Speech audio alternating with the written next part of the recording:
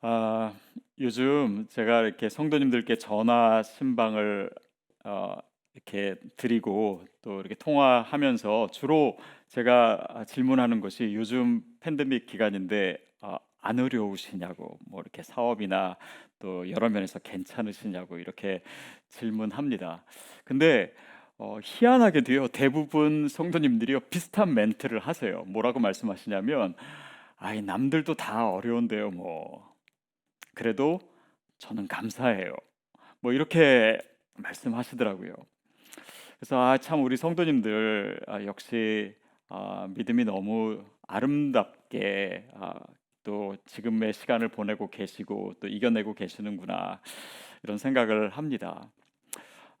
그렇게 말씀하시고 고백하시는 분들에게는요, 사실 감사에 대한 설교가 별 필요 없습니다. 그런데도 오늘 설교를 들어주셔서 감사해요.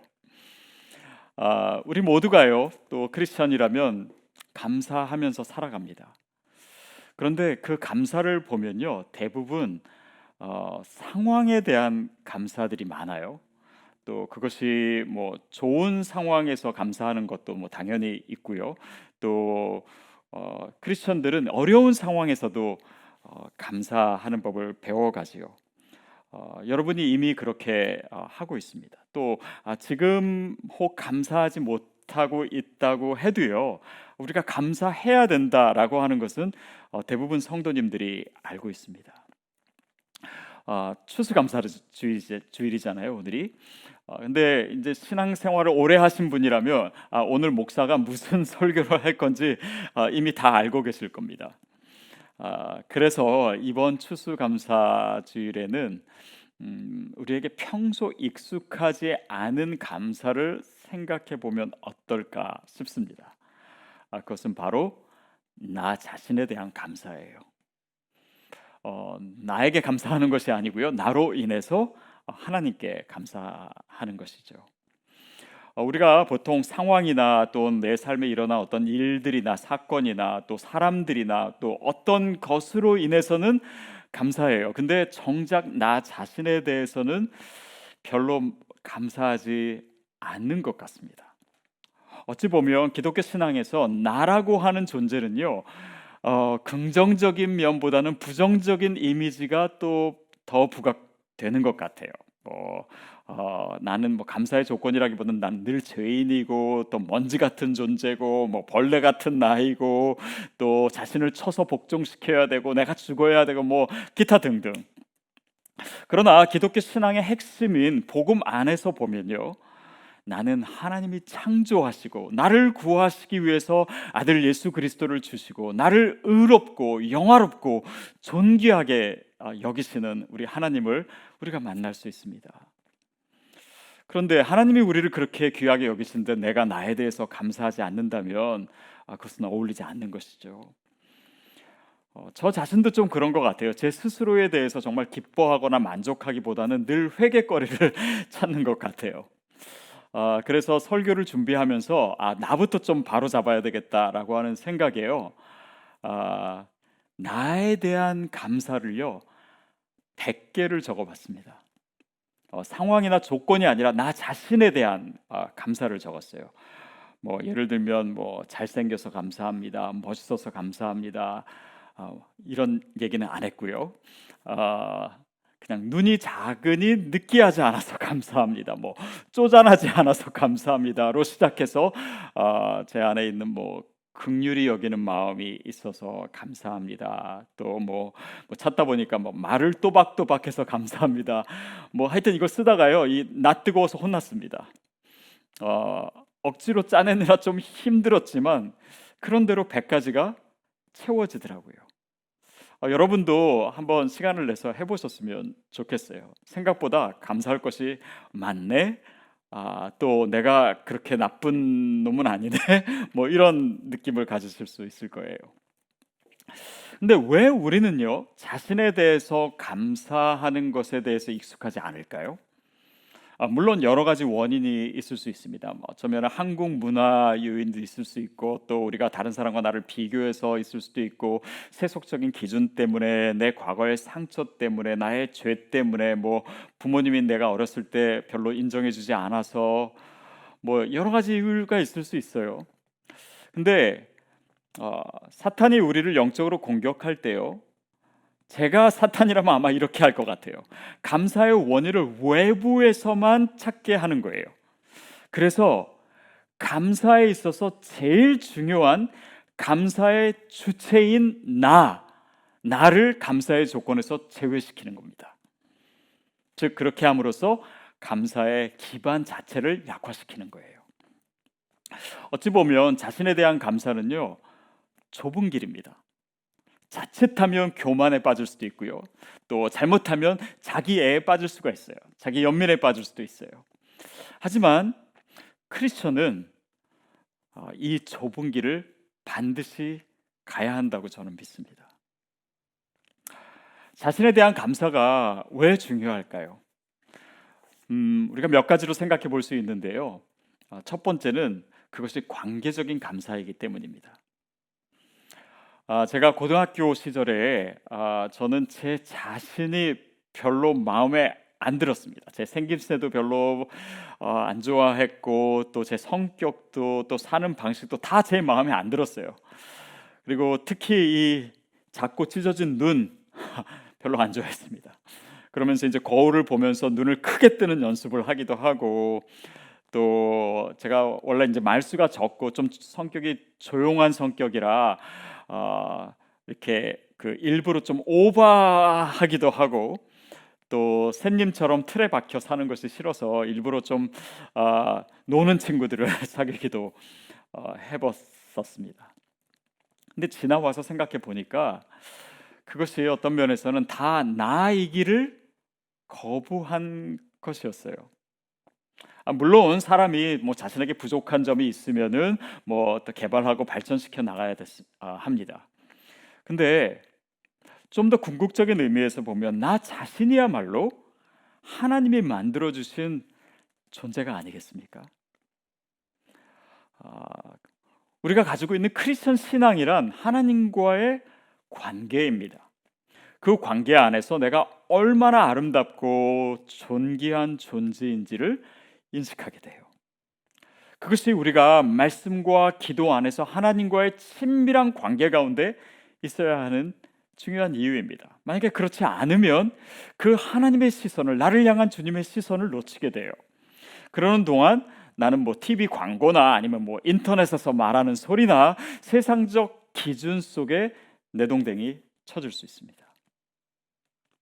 하나님과의 관계 속에서 그분의 음성에 귀 기울이다 보면 나에 대한 끊임없는 그분의 격려의 음성, 또 칭찬의 소리를 듣게 됩니다.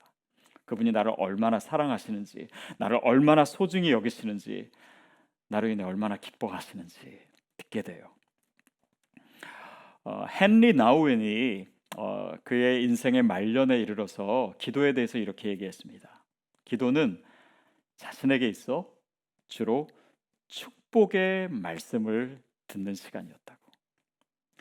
저는 우리가 읽는 이 말씀과 또 주님께 드리는 기도 가운데 바로 그 주님의 축복과 격려의 음성을 듣게 되기를 바랍니다. 또 나 자신에 대해서 감사해야 되는 이유 중에는요, 그 감사야말로 존재론적인 감사이기 때문에 그렇습니다. 우리가 하나님의 창조를 믿는다면 그가 창조하신 모든 존재는 그분의 사랑의 대상이라는 것을 생각할 수 있습니다. 하나님이 왜 우리를 창조하셨을까요? 하나님은 사랑의 대상으로서 우리를 만드신 것입니다. 그래서 우리의 존재 이 자체에는요, 하나님의 사랑이 전제되어 있어요. 하나님은요, 지금 설교를 듣고 계신 여러분 한 사람 한 사람을 사랑하십니다. 사랑의 대상이 아니라면 창조하시지도 않으셨을 거예요. 그러므로 우리는 이 존재하는 사실만으로도요, 하나님의 사랑을 받을 가치가 있습니다. 몇 년 전입니다. 저희 첫째 딸이 이제 하이스쿨에 입학할 때 제가 입학 선물로 셀폰을 사주기로 했습니다. 그래서 그날 이제 저 혼자 매장에 가서 최신 폰으로 구입을 했어요. 그리고 이제 생각했습니다. 이 딸아이가 정말 이걸 받고 기뻐할 모습을 상상하니까 제가 오히려 더 기분이 좋더라고요. 그래서 그걸 사가지고 이제 교회 사무실로 제가 왔습니다.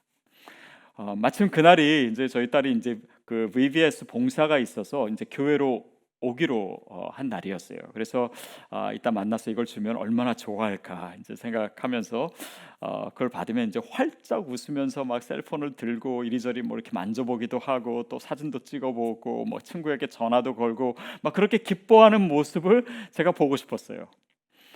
그리고 고맙습니다라고 하는 그 말도 듣고 싶었어요. 근데 이제 딸을 만나려면 이제 몇 시간을 더 기다려야 되는데 시간이 잘 안 가더라고요. 그리고 마침내 저희 딸이 제 방으로 들어왔어요.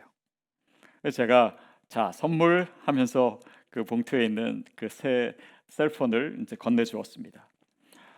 근데 금세 이제 행복한 웃음이 번질 줄 알았던 딸아이의 얼굴에는요, 뭐 큰 변화가 없더라고요.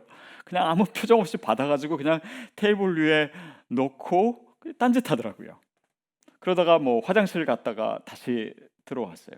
그래서 제가 딸아이의 그 행복해하는 모습을 빨리 보고 싶은 마음에 제가 좀 보챘어요. 그거 안 열어보냐고. 그랬더니 얘가 아참 그러면서 그제서야 포장을 열기 시작했습니다. 책상에 앉아있던 저는 그 모습을 좀 보기 위해서 제가 일부러 일어났어요. 그리고 아이의 얼굴을 보았습니다. 근데 포장을 뜯어보고도 아이의 얼굴 표정에는 별 변화가 없었어요. 그냥 안 사주겠다고 할 때는 막 그냥 그렇게 징징거리고 난리를 치더니 막상 받고 나니까 뭐 별로 감동이 없는 것 같더라고요. 그래서 사실 그 모습 보면서 좀 서운했습니다. 근데 기뻐할 줄 알았는데 별로 기뻐하지도 않고 큰맘 먹고 사줬는데 고맙다는 말도 한마디도 없고. 근데 그렇게 서운해하는 제 감정을 느끼면서요, 저는 하나님 앞에서 나의 모습을 적나라하게 볼 수 있었습니다. 저야말로 정말 감사하지 않고 살고 있더라고요. 뭔가 필요하며 하나님께 매달리기는 했지만은 막상 그것이 나에게 주어지고 나면은 이제는 너무나 당연한 것으로 여기면서 살고 있었습니다. 제가 특별히 이 이야기를 한 이유가 있습니다. 그것은 바로 이 셀폰 때문인데요. 셀폰이요, 뭐 예를 들면 카메라 기능도 있고 알람 기능도 있고 뭐 전화도 걸 수 있고 뭐 메시지도 주고 받을 수 있는 기능 뭐 다 있습니다. 근데 그 기능을 누릴 수 있는 셀폰이 있어야 되는 거잖아요. 그렇죠? 그러니까 셀폰이 있어야 그것을 다 누릴 수 있는 것처럼 우리 삶의 여러 가지 감사의 조건은 뭐 그것이 우리 뭐 가족일 수도 있고 뭐 건강일 수도 있고 또 내가 다니는 직장일 수도 있고 또 뭐 좋은 친구일 수도 있고 뭐 교회일 수도 있고 심지어 우리가 받은 구원도 그렇습니다. 그것을 누릴 수 있는 나 자신의 존재야말로 가장 큰 선물이 아니겠습니까? 감사의 조건이에요. 그리고 그 감사의 조건 위에서 다른 감사의 조건들이 의미를 갖기 시작하는 것입니다. 그래서요, 우리가 하나님께 감사한다고 했을 때 이 감사는요, 단지 주님께 받은 몇 가지 좋은 것들에 대한 이야기가 아닙니다. 우리 자신에게 주신 선물 가운데 가장 큰 선물이 바로 나 자신이에요. 그래서 우리가 나로 인해서 감사하는 것입니다. 또한 복음의 관점에서 보면요, 나에 대해서 감사할 수 있습니다. 여러분 대화할 때요, 어떤 사람들은 뒤에 자기 스스로 똑똑해 보이려고 애쓰는 사람들이 있어요. 또 뭐 높은 사람들이나 아니면 유명한 사람들을 많이 아는 것처럼 좀 떠벌리는 사람들 있잖아요. 또 많은 것을 성취한 것처럼 보이려고 하는 사람. 그분들이랑 얘기하다 보면은 좀 사실 대화하는 게 좀 쉽지 않습니다. 근데 생각해 보면요, 사실 더 힘든 거는요, 그 사람 자신일 수 있어요. 자기의 본 모습이 아닌 다른 사람으로 사는 것은요, 사실 쉬운 일이 아니거든요. 뭐 첫 데이트를 하거나 아니면 직장 뭐 면접 후에 피곤한 이유는 왜 그렇습니까? 잘 보이려고 애썼기 때문이에요. 내가 아닌 다른 모습을 보이려고 했기 때문입니다. 어떤 사람들은요, 교회 갔다 오면 피곤하다고 하세요. 왜냐하면 거기 가서 가면을 쓰고 있었기 때문에. 여러분, 마스크도 불편한데 가면은 얼마나 불편하겠습니까? 자, 근데 우리가 죄인 되었을 때 우리의 있는 모습, 죄인된 모습 그대로 하나님이 나를 사랑하셨어요. 그래서 우리가 그 복음 가운데 나를 발견하고 우리가 비로소 깨닫는 것은 우리가 그의 사랑을 받기 위해서, 하나님의 사랑을 받기 위해서 무언가를 더 할 필요가 없다라고 하는 사실입니다. 하나님 앞에서는요, 우리가 일부러 훌륭한 척 할 필요 없어요. 똑똑한 척 하지 않아도 괜찮습니다. 그냥 나의 부족한 모습 그대로, 나의 깨지고 상한 모습 그대로 주님 앞에 나아가는 것만 필요해요. 예수님께서요, 우리의 모든 죄를 덮어주시고 하나님과의 막힌 담을 헐어주셨습니다. 그 찢어진 휘장 사이로 우리가 나아가기만 하면 우리를 향해 두 팔을 활짝 벌리고 나를 받아주시는 주님을 만나게 됩니다. 바로 복음이 우리로 하여금 다른 조건이 아니라, 다른 것들이 아니라 나 자신으로 인해서 감사할 수 있게 해주는 것입니다. 저는 정말 여러분에게 그 감사가 가득 차게 되기를 축복합니다. 우리는요, 물론 좋은 상황에서도 감사합니다. 그러나 심지어는 우리가 어려운 상황에 있을 때도 믿음으로 감사할 수 있습니다. 너무나 귀한 믿음이에요. 그런데 우리가 좀 더 생각해 보면요, 그 어려운 상황에서 감사할 수 있는 바로 나 자신이야말로 더 중요한 감사의 조건입니다.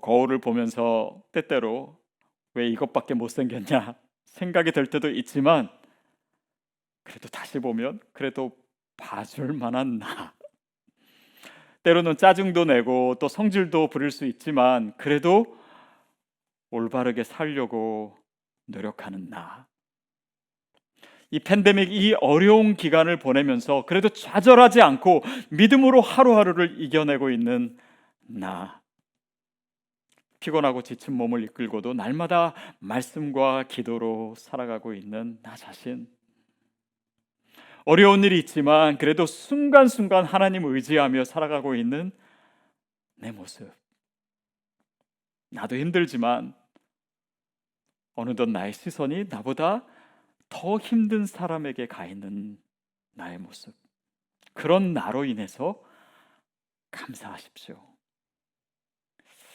여러분, 특별히 고통과 슬픔 가운데 이번 추수감사절을 보내고 있는 분이 계십니까? 그렇다면 더더욱 우리 자신으로 인해 감사할 수 있게 되기를 바랍니다. 여러분, 태풍이 지나간 후에 나무와 풀 냄새를 맡아보신 적 있으신가요? 나무와 풀에 이렇게 짙은 향기가 있었나 할 정도로요, 정말 깊고 진한 자연의 냄새가 납니다. 아마 바람에 많이 흔들리지 않았더라면 우리가 맡을 수 없는 그런 뭔가 진정한 향기가 아닌가 싶어요. 여러분, 우리 인생도요, 이렇게 태풍이 지나간 자리에는요, 우리가 그 믿음으로 이겨낸 그 모든 과정을 통해서 나에게 배어있는 진한 향기가 있습니다. 저는 그 향기를 내고 있는 여러분을 격려해드리고 싶습니다. 그리고 축복합니다. 자신에게서 그 진하고 아름다운 향기를 여러분 스스로도 맡을 수 있게 되기를 바랍니다. 그리고 그 향기는 더 많은 사람들에게 퍼져나가게 될 것입니다. 우리는 너무나 자주 그냥 나는 하찮은 존재야, 나는 부족해, 나는 실패했어, 나는 형편없어, 이렇게 생각할 때가 많습니다. 그러나 스바냐 선지자는요, 오늘 본문에서 바로 그런 우리의 태도를 예상이라도 한 듯 이렇게 얘기하고 있습니다. 너의 하나님 여호와가 너희 가운데 계시니 그는 구원을 베푸실 전능자시라. 그가 너로 인하여 너로 말미암아 기쁨을 이기지 못하시며 너를 잠잠히 사랑하시며 너로 말미암아 즐거이 부르며 기뻐하시리라. 여러분, 그 하나님이 나로 인하여 기쁨을 이기지 못하신다고 하시는데 왜 우리는 나 자신으로 인해서 기뻐하지 못합니까? 왜 감사하지 못합니까? 하나님은 우리를 그렇게 사랑하시는데 우리는 얼마나 고상하고 내가 완벽하다고 우리 자신을 사랑하고 감사하라는 그분의 명령을 거절합니까? 세상의 헛된 가치로 둘러싸인 모습이 아니라 하나님 앞에서의 내 모습을 보게 되는 그 순간, 그가 먼지를 뒤집어 쓰고 있던 예술 작품이 나타납니다. 하나님이 그토록 자랑스러워하시고 아끼시는 바로 그 걸작품이에요. 믿음의 여정이란 하나님께서 나를 창조하실 때 구상하셨던 그 걸작품을 발견하는 과정입니다. 그 작품의 진면목을 날마다 감상하십시오. 그리고 그 작품, 나 자신에 대해서 감사할 수 있게 되기를 바랍니다. 그럴 때 나 자신뿐 아니라 우리 삶의 모든 것이 어느덧 나의 감사의 조건으로 변해 있을 것입니다. 그리고 그럴 때 우리도 사도 바울의 고백, 즉 나의 나된 것은 다 하나님의 은혜입니다. 이 진정한 고백을 주님 앞에 드릴 수 있게 될 것입니다.